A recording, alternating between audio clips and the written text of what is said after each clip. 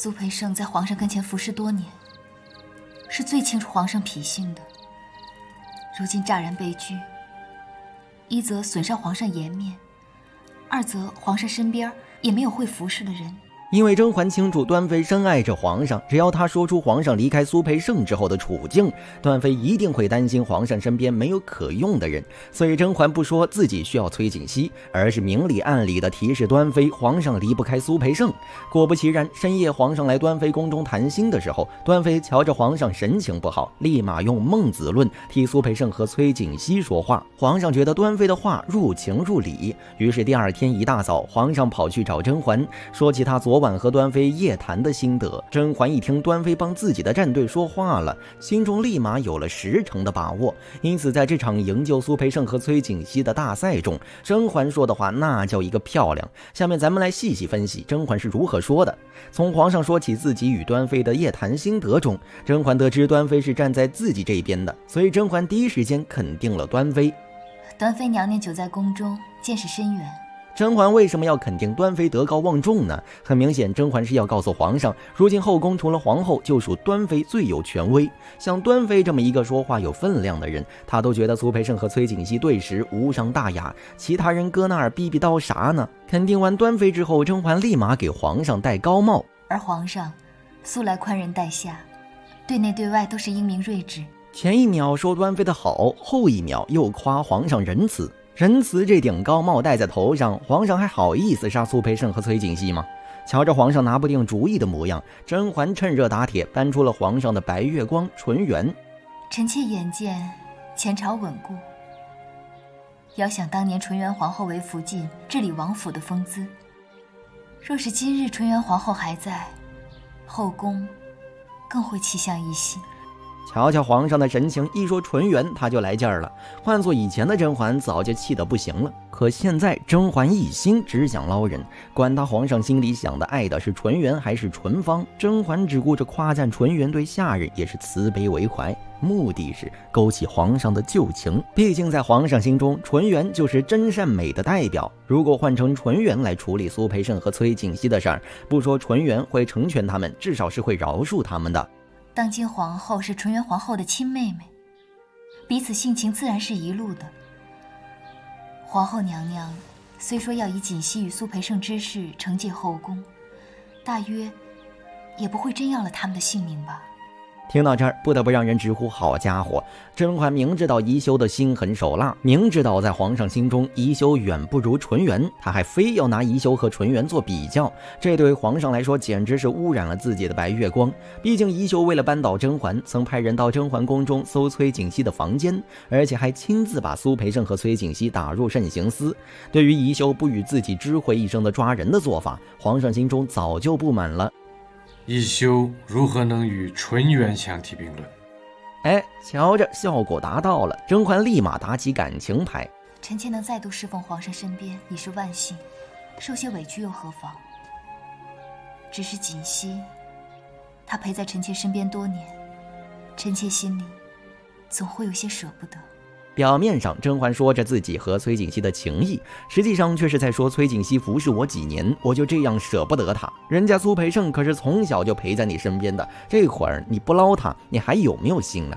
果不其然，这几句话下去，皇上想明白了，立马下旨放人，而甄嬛也达到了自己的目的，救出了人。从上可见，甄嬛还真是语言大师呢。一番话下来，既夸了端妃，夸了皇上，又让皇上对宜修不满，最后还成功捞出了自己宫里的人。怪不得华妃说甄嬛是后宫语文科代表，这张嘴也是罐儿会说的。婉嫔，你可知罪？甄嬛闻言，赶忙在太后面前蹲下。臣妾惶恐不知，还请太后明示。甄嬛一味装傻，已经让太后失去耐心，于是太后直接开门见山。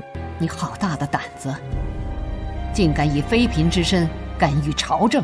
因为太后的语气过于严厉，梅姐姐也开始替甄嬛担忧起来，一时间竟是手足无措。太后见状，罕见地对梅姐姐说了一句重话：哀家问她呢，你慌张什么？太后不明白梅姐姐怎么就对甄嬛这么信任，在不知道发生了什么事儿的情况下，张口就要替甄嬛辩白。这样的纯良心性，怎么玩得过甄嬛的800个心眼儿？对此，太后简直恨铁不成钢。甄嬛深知后宫嫔妃干预朝政是大罪，因此她必须咬紧牙关，坚决不能承认确有此事。臣妾不知太后为何要这样说，可是臣妾实在不敢犯这样的死罪。甄嬛的举动在太后眼里相当于不见棺材不落泪，于是太后直接抛出甄嬛的犯罪事实。哀家准你自己说，追封太妃一事，你有多少参与其中？原来甄嬛除了提出给华妃复位，还曾建议大胖菊追封太妃。太后把话说得这么具体清晰，甄嬛心知不能轻易蒙混过去，但怎么回答却是一桩相当考验智商与情商的难事。毕竟要是回答不好，可是要掉脑袋的。不过咱们嬛嬛素有女中诸葛之称，双商与反应速度皆是一绝。太后明鉴，皇上是圣明之君，追封太妃之事心中早有决断，其实臣妾可以左右。臣妾愚昧，以为追封太妃是后宫之事，才敢略说1、2句话。若说朝政，是绝不敢有丝毫沾染的。虽然甄嬛的回答合情合理，但太后并不买账。纵使你无异于朝政大事，你敢说这件事中你没有半点私心？不得不说，太后不愧是上届宫斗冠军，她问题尤其敏锐。旁人想要糊弄太后，可谓难如登天。甄嬛纵有女主光环，在太后面前回话也得小心翼翼。不过在追封太妃一事上，甄嬛本就没有什么好处可捞，只不过是为了替大胖菊分忧，才提出这个建议。于是甄嬛据实回答：臣妾不敢欺瞒太后，皇上是一国之君，总忧心于朝政，废寝忘食。臣妾得幸于皇上，能够侍奉左右。若有私心，也是希望皇上能够万岁平安，臣妾也能得以眷顾，平安终老。见甄嬛说的恳切，不像是撒谎的样子，太后便暂时放过了她。这点私心，后宫哪个嫔妃没有？也罢，起来吧。既然甄嬛说一切都是为大胖菊着想，太后也就顺着甄嬛的话头，规劝她和梅姐姐：你的私心人人都是一样的，有了皇帝才有你们。就像曹贵人，她起码还有个女儿可以依靠，可是像你和梅儿这些没有孩子的，尽管眼下风光，只怕晚景凄凉，所以你们能指望的也只有皇帝一人。梅姐姐自从经历假孕事件以后，就对大胖菊心灰意冷。太后虽然喜欢梅姐姐在自己跟前尽孝，可是为了梅姐姐的前程着想，太后认为梅姐姐还是应该在大胖菊身上多花心思。至于甄嬛，太后原本就觉得她干政过多，现在说这番话就是在提醒甄嬛，嫔妃的本分是尽心侍奉皇帝，为皇帝生儿育女，可别做出逾越本分的事儿。讲完这段劝告之词后，太后又提起华妃复位的事儿。听皇帝说，华妃尽早复位一事是你的主意。这里其实太后耍了一个小心机。太后不是不知道梅姐姐痛恨华妃，所以此时她故意当着梅姐姐的面询问甄嬛这事儿，其中意图就很耐人寻味了。我认为太后这样做的目的是为了让梅姐姐看清甄嬛的心机，以后和甄嬛相处时多留一个心眼儿，别太盲目相信甄嬛。估计甄嬛此时正在心里吐槽大胖菊怎么什么事儿都往外说，但事已至此，她也只能承认。见甄嬛对这事儿公认不讳，太后意味深长地说了这么一句话：你倒肯吗？其实甄嬛对华妃的恨意并不比梅姐姐少，毕竟从表面上看，甄嬛小产可是华妃造成的，但嬛嬛却能按下个人情绪，劝自己的枕边人给自己仇人复位。俗话说忍字头上一把刀，一个女人能忍到这种地步，必然是在谋划更大的事儿。甄嬛听太后的说话语气不对，知道太后定是起了疑心，便连忙解释：恳请太后明鉴，局势之下，前朝要安抚人心，后宫也要，臣妾不能为了一己私怨而干扰国事大局。这件事情总得有人受委屈，臣妾情愿自己受这个委屈。甄嬛讲话如此滴水不漏，太后也没有办法再挑她的刺儿，只好偃旗息鼓，假意安抚她。好孩子，